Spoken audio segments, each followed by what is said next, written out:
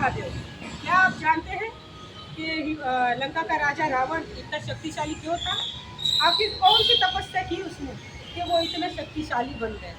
और स्वयं शिव उसको प्रकट हो गए उनको दर्शन देने, और शिव ने वरदान देने के बाद ऐसा क्या हुआ जो सारा इतिहास ही बदल गया? आइए जानिए। नमस्कार दोस्तों, बहुत समय की बात है, लंकापति राजा एक बड़ा ही शक्तिशाली और बड़ा ही होनहार योद्धा था। उसको उसकी शक्तिशाली सब जगह प्रसिद्ध थी, लेकिन उसे कहीं ना कहीं मन में आशा थी कि मुझे शिव जी का आशीर्वाद पाना है।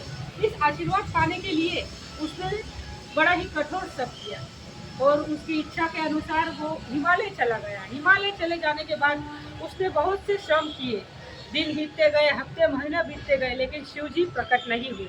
आखिरकार इतनी तपस्या के बावजूद भी रावण की तपस्या में कोई भी खलन प्राप्त नहीं हुई। दिन ब दिन उसकी जो है लगन और ही बढ़ती गई और ही उसकी कठोर तपस्या शुरू होने लगी, और इसकी यही तपस्या के कारण भगवान शिव प्रसन्न हो गए और आखिरकार शिव ने उसे दर्शन दे दिया। इस दर्शन देने के बाद रावण बड़े ही खुश हुए।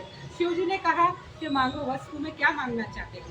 तो लंकापति रावण ने कहा, हे शिव, मुझे ऐसे वरदान दो कि मैं लंका राज्य की सेवा कर सकूं और सभी की रक्षा करूं और मुझे कोई समाप्त ना कर सके।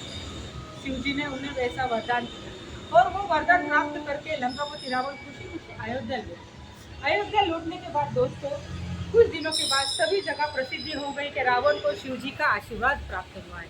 उस आशीर्वाद के चलते कुछ दिनों बाद रावण में घमंड आ गया। इस घमंड आने के बाद वो बड़ा ही घमंडी होने लगा और इस घमंड के चलते उसे तपन भी हुई। तो मेरा कहना ये चाहती हूँ, इस कथा से यह साबित होता है कि भक्ति अगर शक्ति से हो तो कुछ नहीं, अगर भक्ति हम निस्वार्थ सेवा से करें तो और भी अच्छा।